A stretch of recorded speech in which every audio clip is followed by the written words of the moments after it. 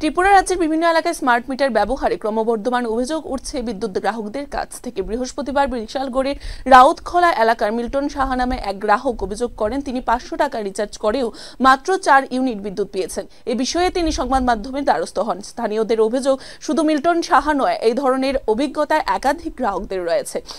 অনেকেই বলছেন যে স্মার্ট মিটারে রিচার্জ করার পর প্রাপ্ত ইউনিটের হিসেব স্পষ্ট নয়। অনেক সময় রিচার্জের টাকা দ্রুত শেষ হয়ে যাচ্ছে, যা গ্রাহকদের মধ্যে ক্ষোভের জন্ম দিচ্ছে। এ প্রসঙ্গে গ্রাহকদের বক্তব্য, বিদ্যুৎ ব্যবহার না করে অস্বাভাবিক হারে ইউনিট কাটছে, কেউ নজর রাখছে না, অথচ মোটা অঙ্কের অর্থ চলে যাচ্ছে বিদ্যুৎ দপ্তরের ঘরে।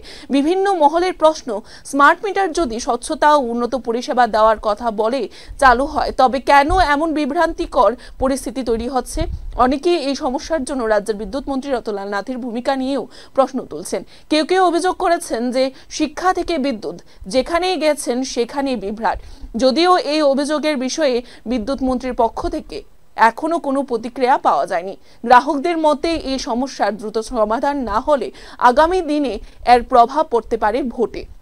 ক্ষুব্ধ এক গ্রাহক বলেন, মানুষ অনেক দিন চুপ থাকে না, মানুষ ভোটের মাধ্যমেই জবাব দেবে। বিদ্যুৎ দপ্তরের তরফে এই বিষয়ে আনুষ্ঠানিক প্রতিক্রিয়া এখনো পর্যন্ত পাওয়া যায়নি। ঘটনাটা হয়েছে, আমি গতকালকে 23 তারিখ আমি কালকে 500 টাকা রিচার্জ করতে গেছি। 500 টাকা রিচার্জ করছি, আমি বিগত দিনে পাইতাম 80 থেকে 85 ইউনিট। আচ্ছা, ঠিক আছে। তো কালকে আমি 500 টাকা রিচার্জ করার মুহূর্তে আমার দিয়েছে কালকে 384 টাকা বলে মিটার চার্জ। আমি ইউনিট পাইছি 4 ইউনিট মাত্র। আচ্ছা, তো এখন তারা কি কয়? তারা কর্তৃপক্ষ কিছু জানে না, এটা দপ্তর থেকে বলে এরকম সিস্টেম বানানো আছে, এই সিস্টেম অনুযায়ী বিল হইতেছে। এবার আমার মতো আরো 2-4 জনে পাইছে। এখন 4 ইউনিট দিয়ে আপনি কয়দিন চলতে পারবেন? আপনার ধারণা 4 ইউনিট দিয়ে কয়দিন চলতে পারবেন এটা আপনারা নিজে বুঝেন না, কয়দিন চলতে পারুন। একদিন কি যাই 500 টাকা রোজগার করা তো আর মুখের কথা না। 500 টাকা রোজগার কইতাছি তো আবার আমার কারেন্টের রিচার্জ করতে হইব।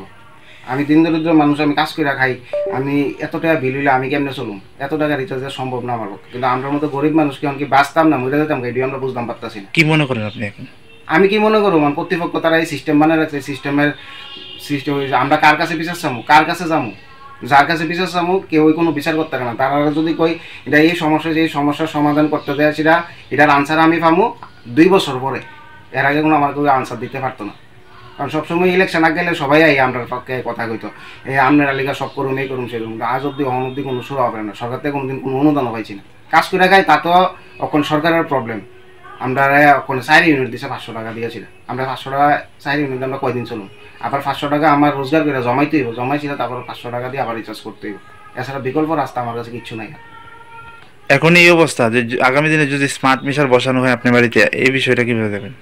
তাহলে তো আমি আর কারেন্টের বিদ্যুৎ আমি জ্বালাতে পারতাম না, আমার পক্ষে সম্ভব না। আমি সাধারণ মানুষ, আমার পক্ষে কোনো রকমই সম্ভব না। আমি এখনই 500 টাকা রিচার্জ করতে আমার সমস্যা হইতেছে।